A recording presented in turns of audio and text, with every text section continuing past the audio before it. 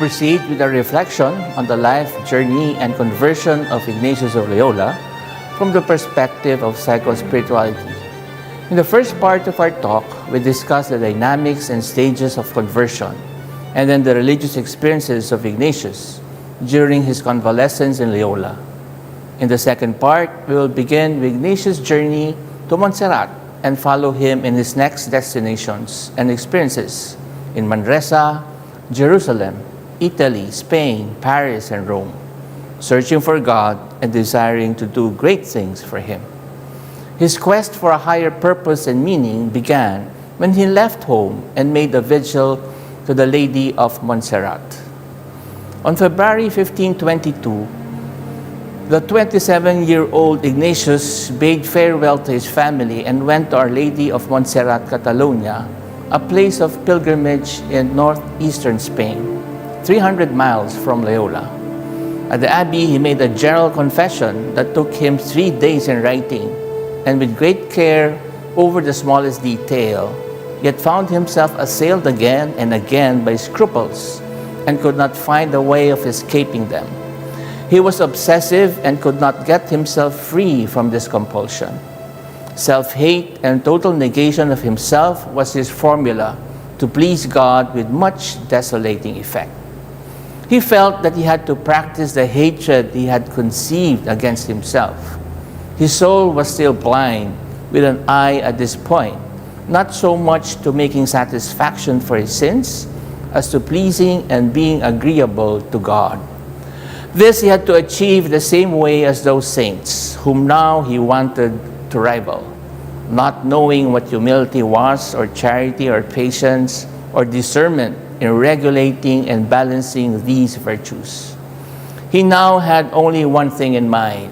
His whole purpose was to do these great exterior deeds because the saints had done them for the glory of God, without considering any more individual circumstances. The first thing we notice in Inigo's case is that the values inherent in the lives of the saints were first assimilated to the ego ideal. He saw the heroic deeds of the saints as projections of heroic chivalry to the level of the service of God rather than the service of the human lord. He testifies to these projections when he says in his autobiography that after his departure from Loyola, he continued his way to Montserrat, thinking as usual of the great deeds he was going to do for the love of God.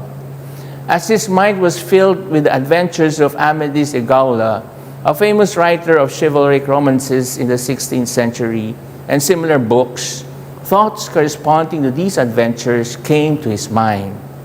He made a vigil at Our Lady of Montserrat, surrendered his sword and dagger, and clothed himself as a beggar.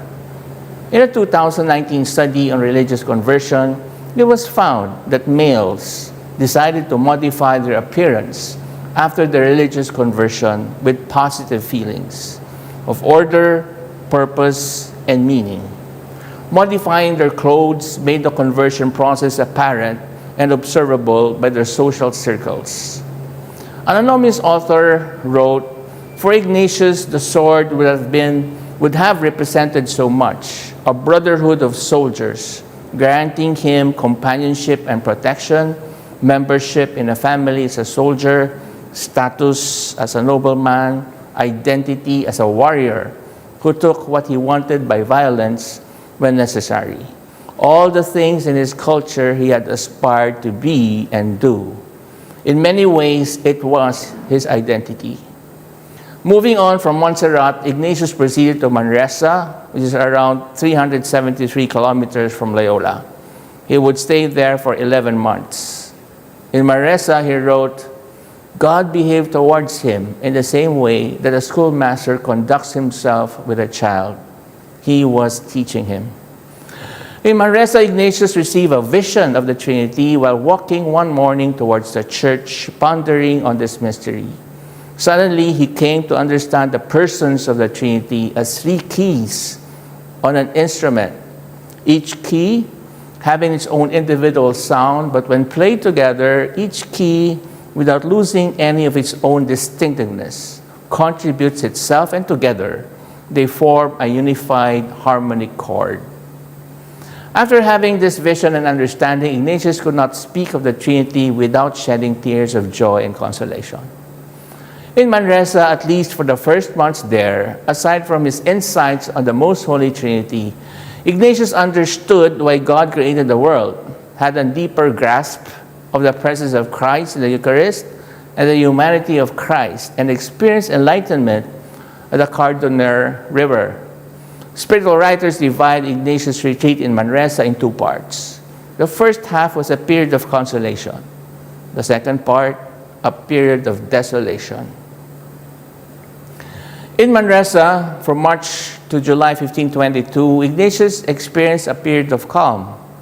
Each morning he would beg for food, assisted at the recitation of the divine office at the cathedral, attended Mass, recited the Vespers and the Chaplain, spent time in prayer, and engaged in spiritual conversations with spiritual persons, made his confession, and did spiritual reading on the Passion of Christ. He also remembered his past life at the foot of the cross, speaking familiarly to the Lord as one friend to another. His autobiography mentioned all the rest of the day was consecrated to thinking on the things of God. He was also busy helping souls. He writes, outside of his 7 hours of prayer, he was busy helping souls who were coming looking to him for spiritual needs. For some days, he was extremely desirous to converse about spiritual things and to find people who were capable of entering into such conversation. However, from July to October 1522, in a little room in the Dominican house, Ignatius experienced a terrible depression, which he termed as spiritual desolation. Darkness of soul, turmoil of spirit, inclination to what is low and earthly, restlessness rising from many disturbances, and temptations which lead to want of faith, want of hope, and want of love. The soul is wholly sorrowful, tepid, sad, and separated, as it were, from its Creator and Lord. To overcome this spiritual desolation, Ignatius multiplied his penances, fasted for a week, spent many hours in prayer, and consulted his confessor, but nothing worked. In his autobiography, he said, a murderer from the beginning, he wanted to throw himself into a large hole whose bottom he could not see. The DSM-5 has the following criteria for major depressive disorders that Ignatius could have suffered from during his stay in Manresa. Depressed mood, diminished interest or loss of pleasure in almost all activities, significant weight change or appetite disturbance, insomnia, feelings of worthlessness, recurrent thoughts of death, recurrent suicidal ideations without a specific plan or a specific plan for committing suicide. From the point of view of cognitive psychology, depression can come when a chance occurrence or experience triggers off accumulated negative thoughts. These are rooted usually in childhood. As a child, the person has failed to receive the love and affection which would provide a base of secure self-appreciation. Guilt, self-hatred, and shame from a lack of basic affirmation during childhood, plus his pursuit of worldly vanities as a young adult, must have preoccupied the mind of Ignatius so that he developed a defective and false image of a punishing God. He felt he had to do extreme penances, like the great saints, for the glory of God. He even wanted to enter the Carthusians, but he was afraid he wouldn't be able to practice the hatred he had conceived against himself. Studies say that individuals with religious conversion experience deep subjective changes in their self, including depersonalization, ambivalence, discontinuity of actions and feelings, hyperreflectivity, loss of naturalness, and heightened and intrusive perception. Religious conversion is often associated with profound and broad changes in core personal identity and with the reconstruction of meaning-making systems, that is, one's beliefs, attitudes, values, and sense of purpose. Sometimes these changes are accompanied by distress, confusion, anxiety, desperation, and depression, what spiritual gurus call the dark night of the soul. A quest for identity and finding who one really ought to be are among the main antecedents and driving forces of religious conversion. Experts in the process of religious conversion say that sensitive and introverted people, like Ignatius, often display sudden changes in religious attitudes, which is not the consequence of genuine transcendental experiences, but merely the projection of inner turmoil and the lack of integrity in the ego. However, in addition to religious changes, several diverse phenomena characterize pre-psychotic schizophrenia, including affective and social withdrawal, anxiety, inappropriate emotional responses, symbolic, literal, and pre-delusional thinking, devaluation of reality, lack of propriety of behavior, and mannerism. Even before his scruples, there were times when Ignatius could find no savor or relish either in praying or in hearing Mass or in any other prayer. There was sadness, and desolation that covered him like a cloak. However, with the onset of scruples, one recognizes quite a different phenomenon. He was in great pain. He felt that the scruples were doing him a great deal of harm. They were tormenting him.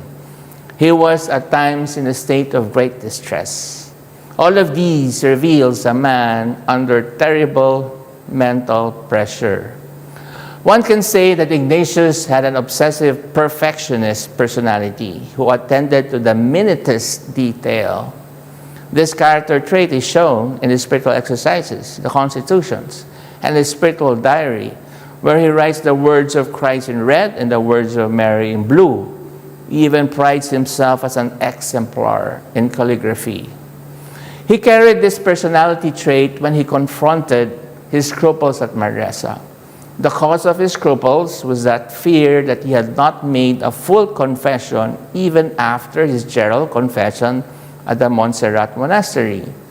There he had written down his supposed sins for 3 days and in great detail. He had done the same at the Cathedral of Manresa, writing down on his confessor's orders all that he could remember.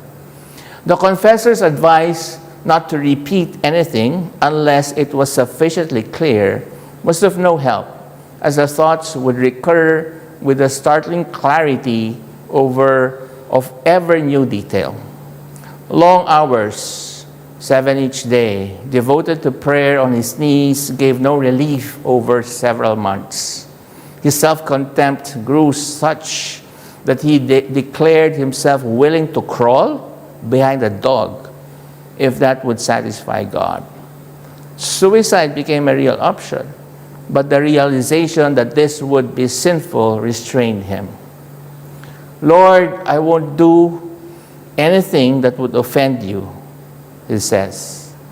The fear of the Lord saved Ignatius from Ignatius. In spite of his mother's early death and the physical, emotional absenteeism of his father, fortunately and ironically, Ignatius had learned elsewhere what disinterested love could be, that provided him some sense of security and stability. First, from his town's blacksmith's wife, partly through his brother Martin and his wife Magdalena de Araoz, and through the widow of Don Velasquez, his first patron, who found him new employment with the Duke of Najera. How did Ignatius finally get out of his depression in Manresa? Ignatius spiritualized his human experience of depression and created his own version of the discernment of spirits.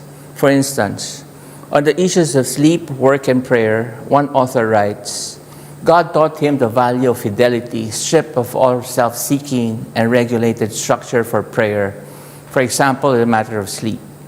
When he was going to sleep, great understandings and spiritual consolations would often come to him, so much so that he would lose much time that he had set aside for sleep, which was not very much. And thinking about this, he considered how he had decided to set aside for God a certain time and as well whatever remained of the day. And from that consideration, he began to question whether these understandings were coming from the good spirit. He came to the conclusion that it was better to let them go and to sleep during the time set aside from sleep. And this is what he did. When engaged in study, Ignatius would prolong his reflection on a certain point, and he discovered that to substitute work for prayer does not, in fact, bring him closer to God, but rather blocks off the expected meeting. A disordered commitment in prayer can distance us from God instead of drawing us closer to Him.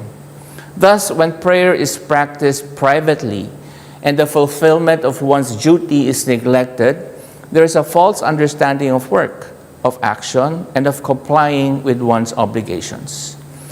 He discovered that his scruples or feelings came not from God, but from the evil one, with a decision not to accord them any more importance and to cease from further confession of past sins. His happiness and security returned, and he felt liberated. Desolation for the mature Ignatius in his discernment of spirits is sometimes the work of the devil and is independent of feelings of satisfaction or distress. For example, a married man happily going to see his mistress can be in a state of desolation. An unhappy student who has failed an exam but continues to trust God's love for him may not be. In his spiritual exercises, spirits are one of the causes of desolation, being tried, being tested, and tempted, and troubled by the enemy of human nature. For the perception and understanding of scruples and of the insinuations of our enemy, the wiser and older Ignatius condemns what he calls erroneous scruples. That is, incorrect notions about what is and what is not a sin, but he has sympathy for true scruples or troubling doubts about sin. Such doubt can be of no small benefit for a time. Indeed, to a great extent, it cleanses and purifies. On the matter of scruples in a good way, Ignatius remarks, for some time, especially when the undertaking of a better life is recent, it is of no small advantage to the soul in a wonderful way, and it takes it away from every appearance of sin. According to St. Gregory's words, it belongs to good minds to perceive a fault when there is no fault. Later on, as he wrote the spiritual exercises, he advised that for anyone who tries to embark in such a project, that is discernment of spirits, he will have to pass through stirrings by the various spirits, or to undergo great variations in his soul. This is if we are to know little by little the diversity of the spirits which agitate us, the one from the devil and the other from God. When Ignatius received a vision of the serpent at Manresa, he began to develop his discernment of spirits in the second week of his spiritual exercises.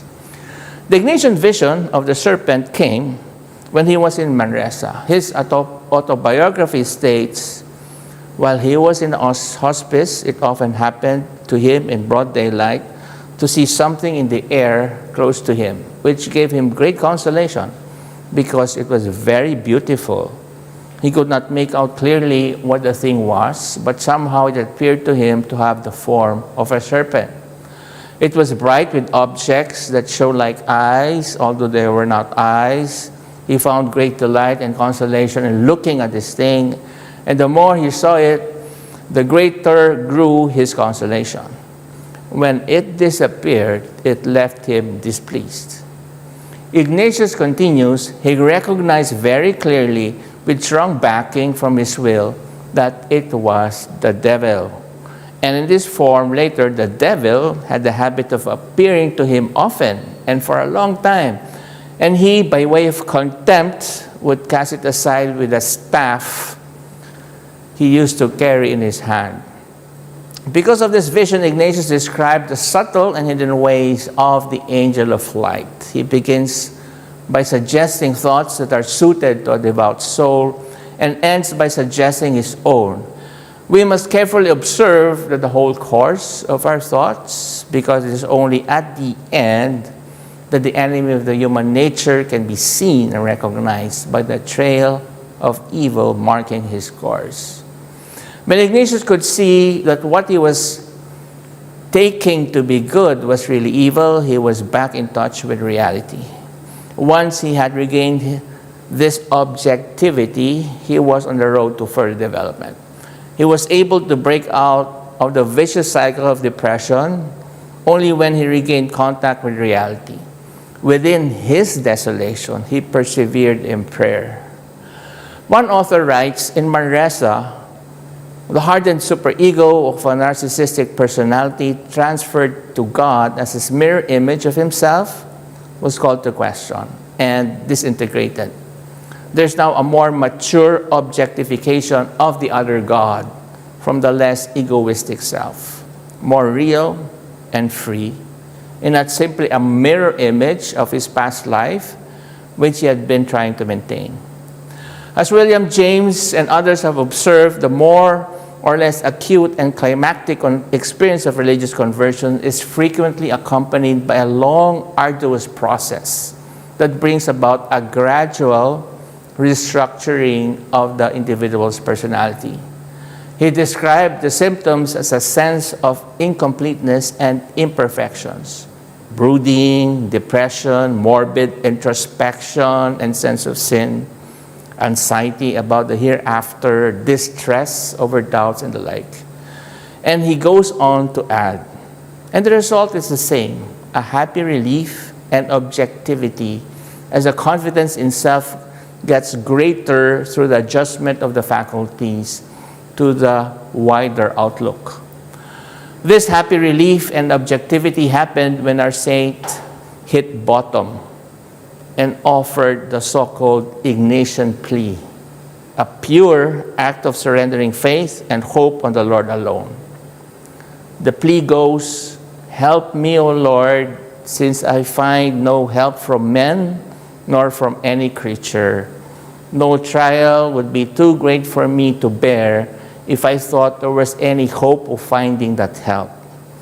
Do you, O Lord, show me where I can find it, and even though I should have to follow a little dog to find it, I would do so."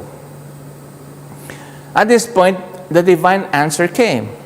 Ignatius writes, "The Lord wanted me to awake as if from a dream." This divine response is a highlight of the Ignatian conversion at Manresa.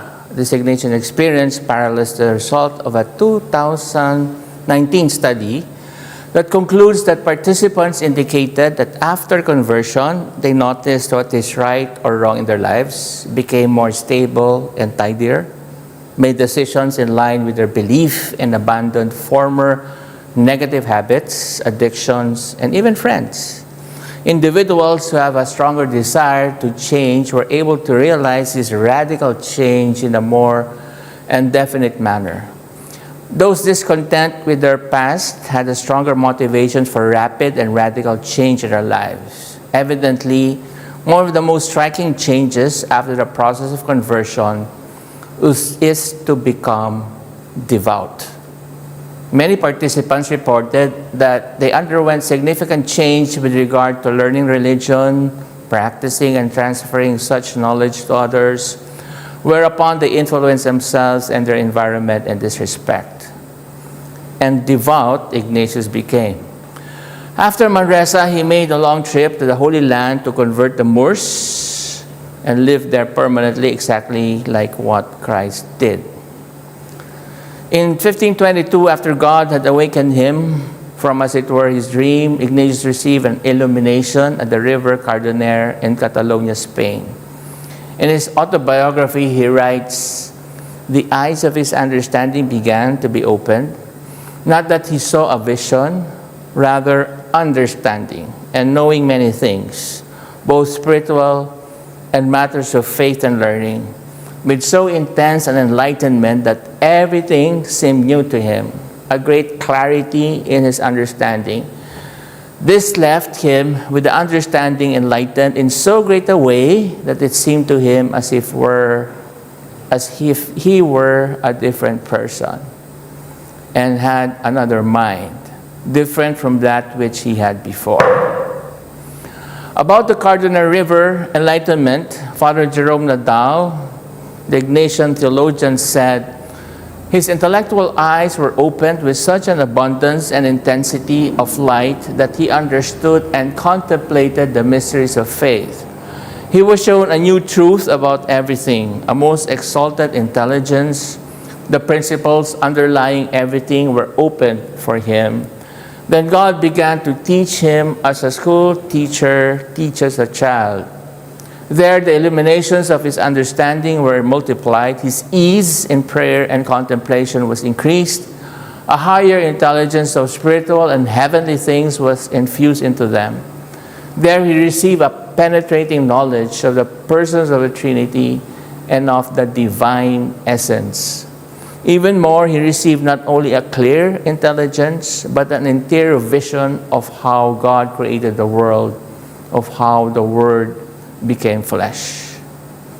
Father Jacob Lainez of the Society of Jesus, one of the first companions of Ignatius, said that Ignatius was particularly helped, informed, and interiorly illumined.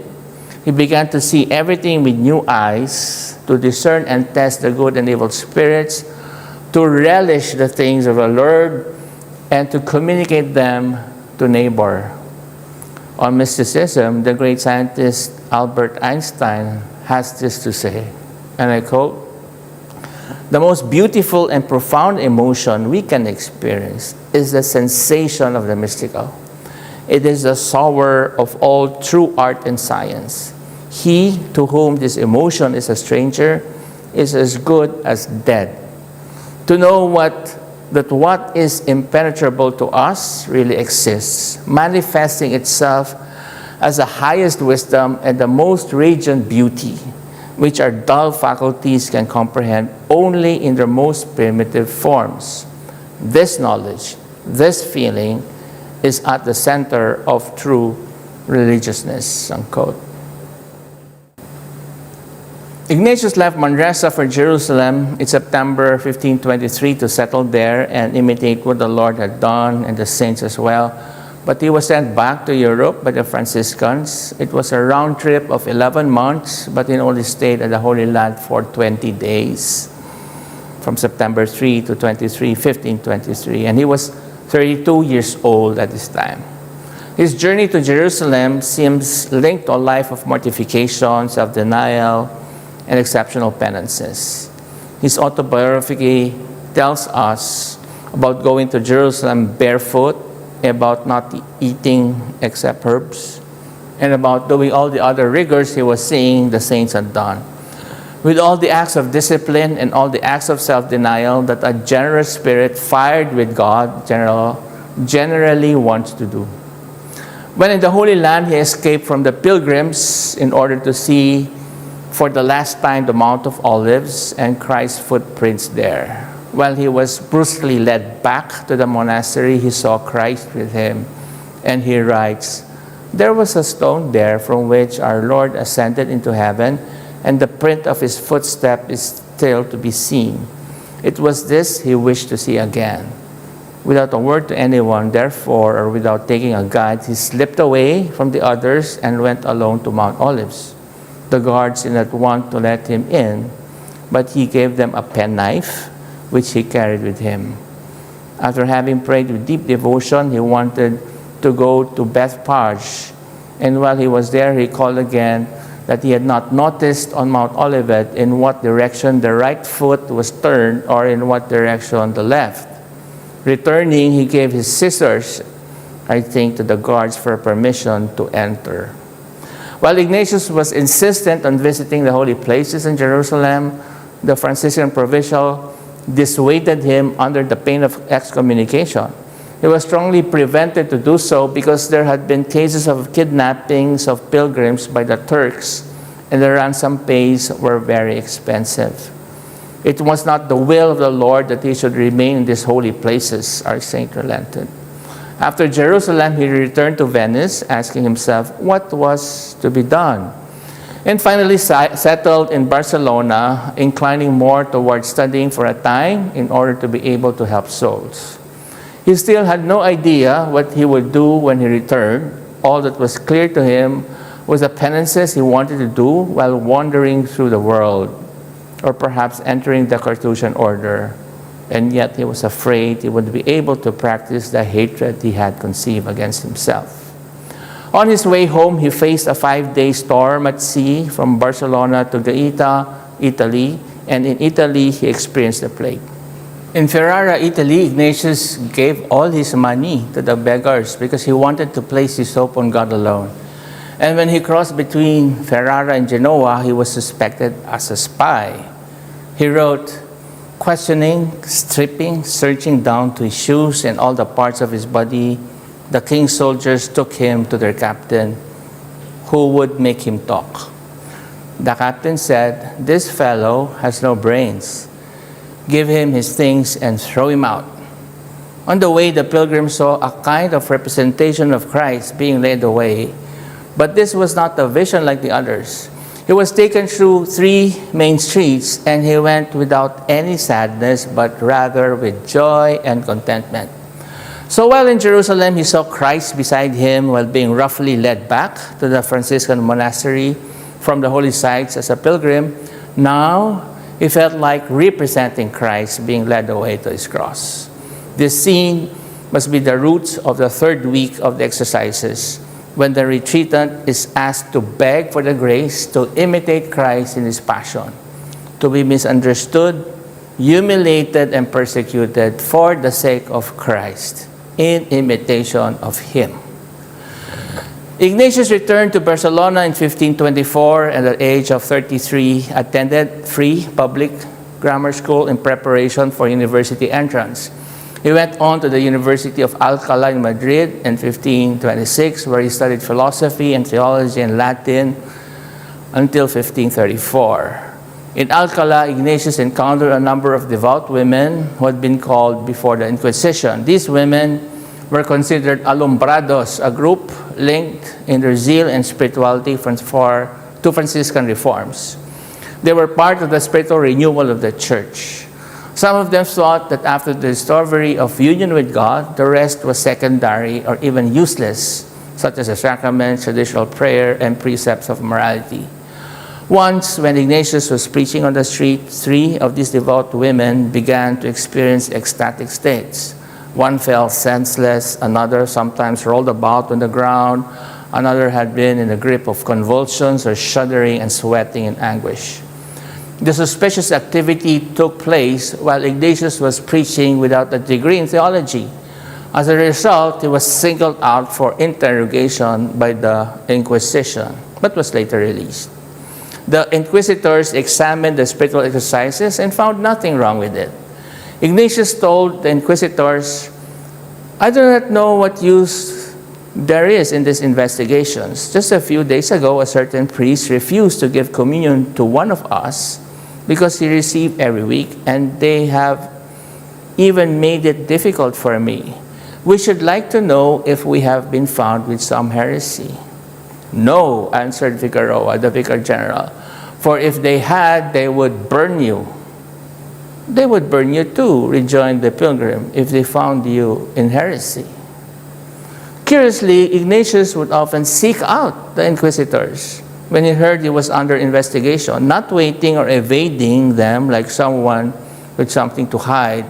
He would relate to them familiarly rather than formally as someone of honor, which is a way of reminding himself that he served only God and not those in authority. He underwent humiliations such as imprisonment as a result of false humors. Ignatius was imprisoned for 42 days without knowing the charge against him. He knew only about it after his 17th day in prison. Someone had claimed that he was responsible for 2 women who were missing. The mother and daughter joined the pilgrimage contrary to the advice of Ignatius. To clear himself, Ignatius had to wait for these 2 pilgrims to return. So Ignatius left Alcalá for Salamanca because nobody there wanted to hear him. Yet, In his 2-month stay in Salamanca, 3 weeks were spent again in prison because of the content of the exercises. The Dominicans invited him for dinner one day, which turned out to be a cross-examination. Someone told him, "They are going to make mincemeat of you and your companions." The Dominicans asked him, "What do you preach? What things of God do you speak about?" They had no problems with the exercises with regard to faith, but they had questions regarding his moral theology, particularly the examen. He remarked that they should determine whether the answer was correct or not, and if it were not correct, condemn it. This kind of reply situates exactly the humility of Ignatius. It involves submission to authority, but it does not in any way involve abdication of what he believed to be true. He was determined to promote the exercises for the glory of God and the salvation of the world. He was ready to endure everything and even rejoice in it. To one of his judges, he said, "I will tell you that there are no many grills and chains in Salamanca that I would not wish for more for the love of God." We now briefly proceed to the fourth stage of the Ignatian conversion, the encounter with advocates. In 1524, the 33-year-old Ignatius went to school with children to learn Latin. He then studied at the universities of Salamanca, Alcala, and Paris. Ignatius proceeded to Paris to further his studies amidst great pressure. He was not exactly consoled in Paris during his first months of stay there. He studied at the University of Paris to get his master's degree, which he completed at age 43.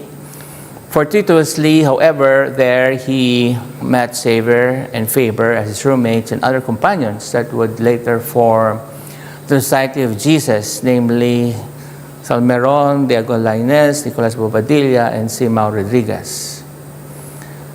We now take a look at the fifth stage in the conversion process of St. Ignatius, the interaction, as newfound beliefs and in community are engaged.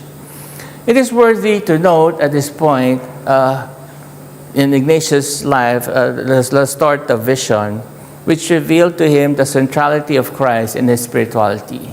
He and Faber and Lainez were on their way to Rome to seek the guidance and advice of the Pope. They passed by Lastorta, a village in Italy. Ignatius wrote, the vision came to Ignatius in Lastorta chapel when in November 1537, he and his companions Faber and Lainez prayed. Ignatius saw the God the Father in Christ holding a cross, and Christ spoke, "I will be favorable to you in Rome." In his own words, Ignatius reported that he experienced such a change in his soul and saw so clearly that God the Father had placed him with his Son, that his mind could not doubt that God the Father had indeed placed him with his Son. This event in Lastorta, writes one author, is the foundation of Ignatius' Christocentric mysticism. It was before else the mystical granting of his prayer to Mary. This vision is perhaps the most significant event in the life of Ignatius and the starting point for the Society of Jesus. At this time, Father Polanco, his secretary, noted that the first companions had no plan to form a congregation, nor any other form of religious order, but they wanted to dedicate themselves to the service of God and that of the Apostolic See from the moment they discovered that they would not go to Jerusalem. Now we proceed to the sixth stage of the conversion process of Ignatius, namely the commitment of his choice for a new belief system and community. In 1534, in the chapel of the Church of St. Peter Montmartre, Ignatius and his companions took their solemn vows of poverty, chastity, and obedience without intention at this point to found a religious order. In 1535, before the completion of his theological studies, Ignatius left Paris for reasons of health. He spent more than 6 months in Spain and went to Bologna and Venice, where he studied privately. In 1537, his Parisian companions joined him in Venice as friends in the Lord. Ignatius and companions were ordained in June 24, 1537. And they were known as friends or companions in the Lord. And they met in Venice in 1537 to depart, supposedly for the Holy Land. Though the Pope blessed their planned trip, they had to cancel it because of the political situation there. So they pursued their ministers in Italy and were ordained priests. In the fall of 1337, Ignatius favored Lainez, set out for Rome. Before 1540, when Pope Paul named the Order Society of Jesus, the first companions had already been using the name Company of Jesus because they felt they had no superior other than Jesus Christ. On Christmas Day, 1538, Ignatius said his first Mass at the Church of St. Mary Major in Rome. The following year, the companions decided to form a permanent union, adding a vow of obedience to a superior elected by themselves to the vows of poverty, chastity, and obedience to the Pope that they had already taken. We go to the seventh and final stage of Ignatius' conversion process, the consequences of his conversion experience. In 1540, the Society of Jesus received a formal approval from Pope Paul III. Ignatius was beatified by Pope Paul V in 1609 and canonized by Pope Gregory XV in 1622. In 1922, he was declared patron of all spiritual retreats by Pope Pius XI, and he is also considered the patron saint of soldiers. The rest of his life, Ignatius found himself moved by creation to reverence God, as is evidenced by this episode recounted by Diego Lainez when he lived at the Jesuit house in Rome. Lainez would narrate, each night he would go up on the roof of the house with the sky there above him. He would sit there quietly, absolutely quietly. He would take his hat off and look for a long time at the sky. Then he would fall on his knees, bowing profoundly to God. Then he would sit on a little bench because the weakness of his body did not allow him to take any other position. He would stay there bareheaded and without moving. And the tears would begin to flow down his cheeks like a stream. Ignatius died alone in his small room in Rome on July 31, 1556. It was a Friday. Probably knowing that he would go soon, he asked his secretary Polanco to go and get a papal blessing the day before, but Polanco excused himself since he had many letters to take care of. About midnight, a brother whose room was near Ignatius heard him shout, "My God!" Polanco rushed to the papal residence to get the papal blessing, but by the time he returned to Ignatius' room at around 5:30 in the morning, Ignatius had died. When he died, there were about 1,000 Jesuits in 12 provinces. He founded the Roman College, embryo of the current Gregorian University, and the Germanicum, a seminary for German candidates for the priesthood. He also established a home for young women and one for converted Jews. We have reflected on the life and journey and conversion of St. Ignatius from the perspective of psychology and spirituality using the framework of Louis Rambaud. Let's now reflect in general on the person of Ignatius. Was he a madman or a mystic? Was his conversion experience a mystical event or a psychotic episode? We cannot avoid discussing whether or not Ignatius' visions were authentically spiritual and transformative experiences, or if there were hallucinations or psychotic episodes, particularly his visions at Loyola and Manresa in 1521, at the Cardoner liver in 1522, and at La Storta in 1537. Can psychology and psychiatry alone fully explain what happened there scientifically? Many experts say it may be detrimental to categorize them as purely pathological and psychological phenomena because human experience is multidimensional. And what do scholars in religious conversion say about mystical experience? The similarities between psychotic and mystical experiences have long been acknowledged. William James considered religious mysticism to be only one half of the great mystical stream, and that insanity was the other diabolical half of mysticism. Some experts say that mystics are badly disoriented personalities and that mystics' experience may inform and content reflect abnormal states of mind. In the history of spirituality, there's a phenomenon called divine madness, and the saints of every tradition have one time or another been considered mad. Notable mystics that have been considered mad include Teresa of Avila, Hildegard of Bingen, Augustine, Meister Eckhart, John the Baptist, and even Jesus himself. Saint Catherine of Siena had a vision, for example, of Jesus giving her a wedding ring made of his foreskin.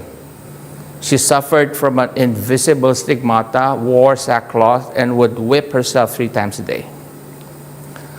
Teresa of Avila had visions of hell when at prayer she writes, and I quote, "I suddenly found that without knowing how, I had seemingly been put in hell. The entrance seemed to be by a long, narrow path like a furnace, very low, dark, and close. The ground seemed to be saturated with water, mere mud, exceedingly foul, sending forth pestilential odors and covered with loathsome vermin.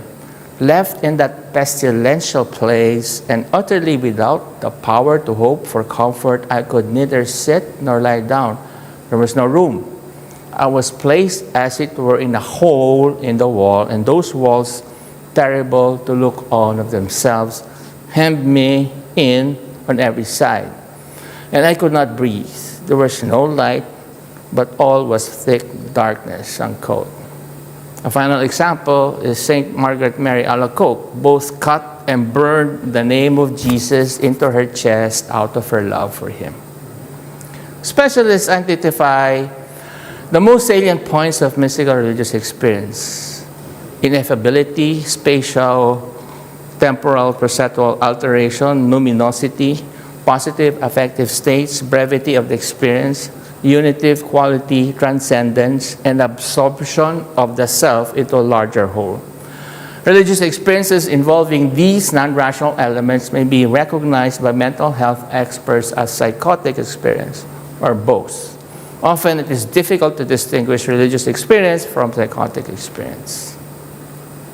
The appearance of a powerful sense of noesis, or high knowledge, heightening of perception, feelings of communion with the divine, the feeling of being transported beyond the self to a new realm, together with the effect of ecstasy in a heightened state of awareness, inward attention to the self, enhanced perception and feelings of union with supernatural divine powers, and exaltation may be common to both.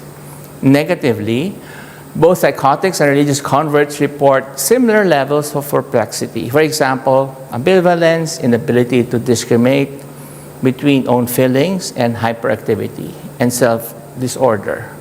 For example, depersonalization, impression of a change in one's own mirror image, and experience of discontinuity in one's own action. Perplexity, self-disorder, and emotional turmoil are common features of turbulent religious conversion and psychosis.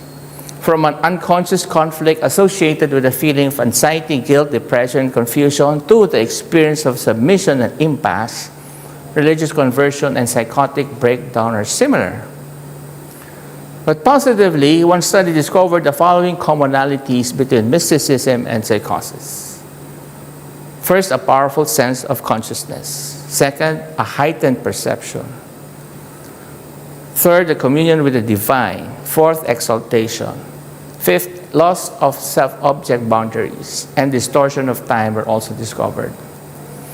Mental health professionals use the DSM-4 to determine whether a non-rational experience is characteristic of a psychotic experience. And according to DSM-4, the clinician must discover the client's culture, including his or her own religious tradition, before making a diagnosis involving psychosis. DSM-5 explicitly acknowledged that mental disorders are defined in relation to cultural, social, and familiar norms and values. Considering Ignatian's culture and religious tradition, we believe that our saint has passed this norm.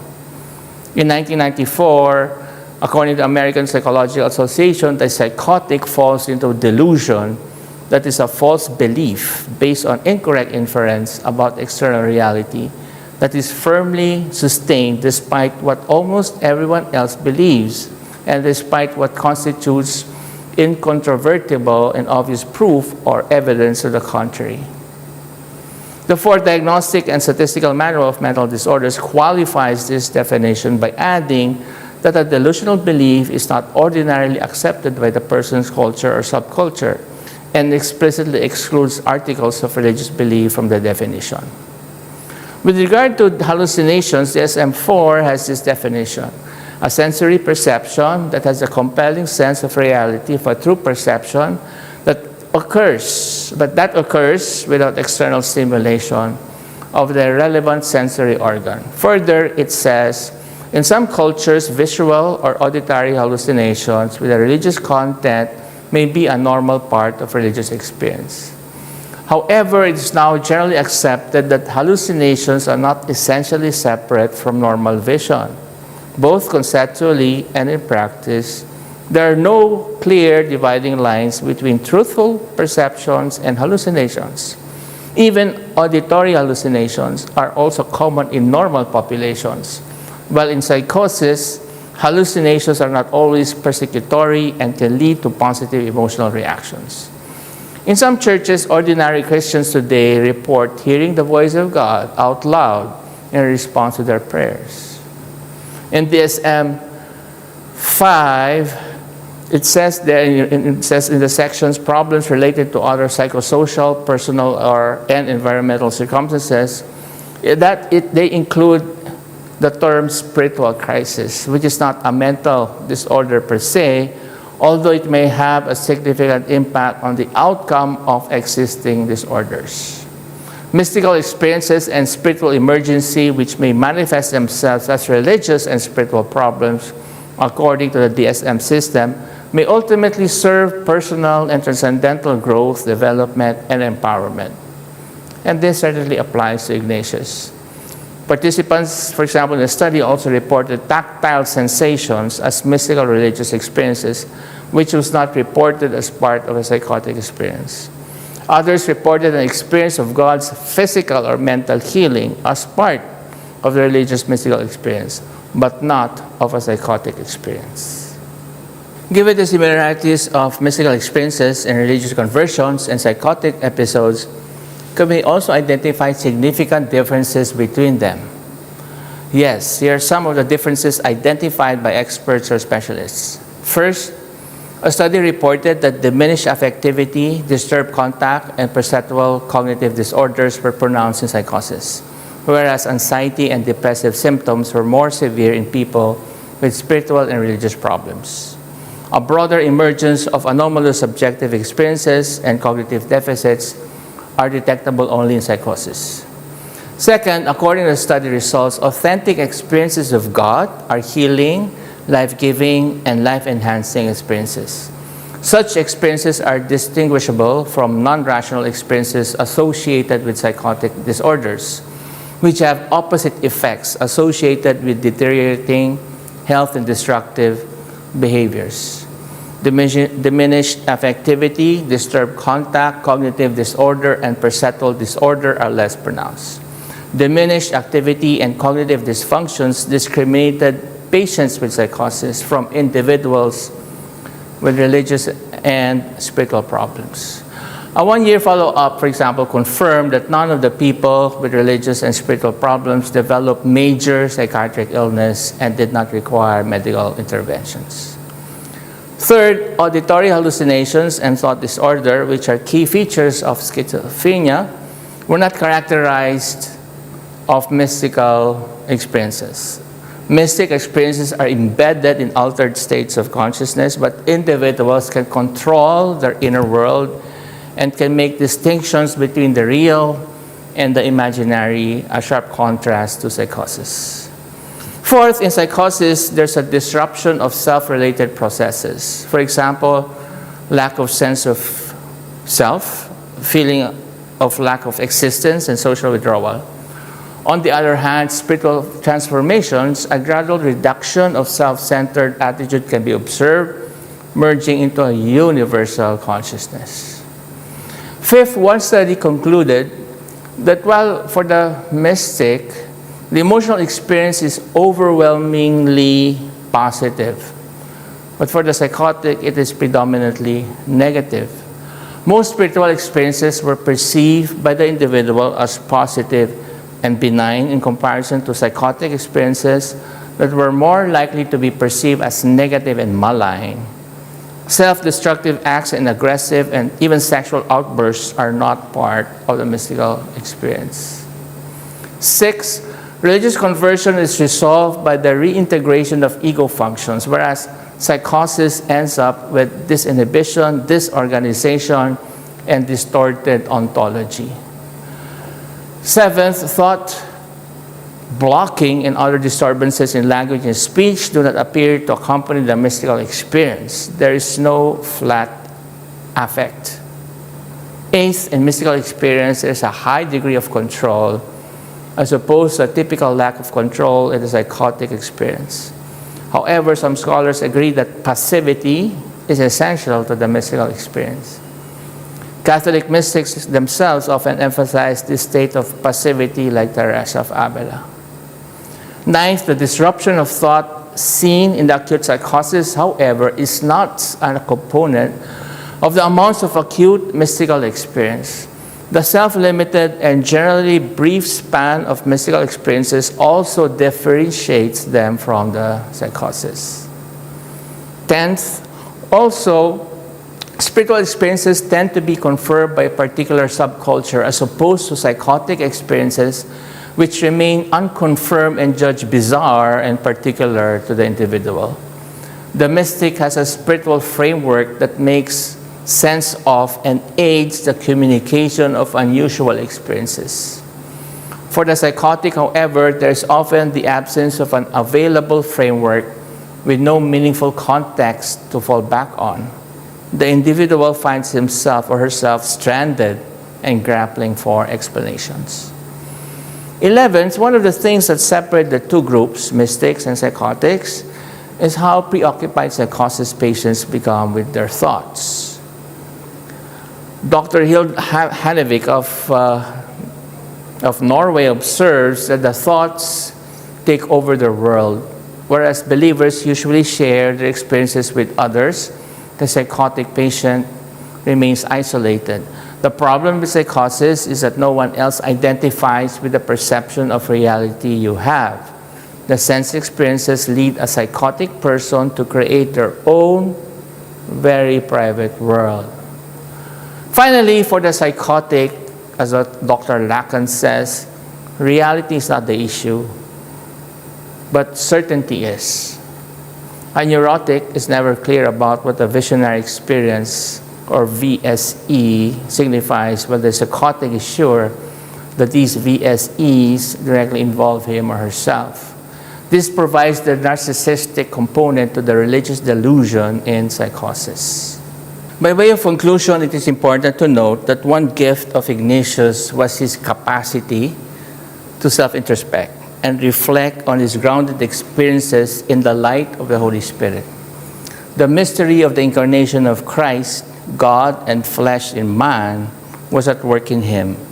And with great effort, he tried to discern the movements of the Spirit in, through, and with his personal experiences. From this perspective, he was able to know and master himself eventually. His entire singular motive was to glorify, praise, and give thanks to God more and more and more. He learned that even in his lowest moments, God was with him and was laboring in him.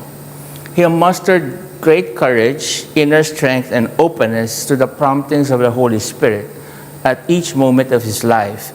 He surrendered and submitted his entire being in the presence of God, who willed that he follow Christ through and through. Ordinarily, grace builds on nature. Human sciences afford us to know more about our inner selves and the communities around us. Our attitudes, our ways of thinking and feeling, the ways we make choices, etc. However, the issue of conversion and human transformation is the sole work of divine grace. The challenge is how we are in touch deeply with the Spirit of God living in the very depths of our souls. As gifted children of God, as partakers of his divine nature, as men and women who have been revealed fully the mysteries of the Almighty One. What was admirable in our saint was the admission and repentance of his past life in the first lines of his autobiography. He says, until the age of 26, he was a man given up to the vanities of the world, and his chief delight used to be in the exercise of arms with a great and vain desire to gain honor. We have seen the difficult process of his gradual conversion, beginning from his unstable and insecure childhood into his Manresa months, where he faced his own inner demons. When he hit rock bottom, prompted by his over-scrupulosity and obsession to please God, through his extreme mortification, he became helpless and desperate and in dire need to be saved, that he would be even willing to follow a dog if that would lead him closer to God. The Manresa breakthrough was his plea. He had nowhere to go but to pray. His despair led him to surrender and submit himself to God. And from that moment, a miracle happened. God awoke him as if from a dream. His succeeding conversion experiences were refinements of this awakening. His studies, his relationships with his first companions and friends of the Lord, his priestly ordination, his last Torta vision, and others were all part of his conversion experience to be more for God. The whole conversion experience of Ignatius of Loyola provides us then with a paradigm or a model for our own quest to be better, our own search for God, our own processes of self-transformation and psychospiritual conversion and integration, all for the greater glory of God. May the conversion of St. Ignatius be ours as well. Ad Maiorem Dei Gloria.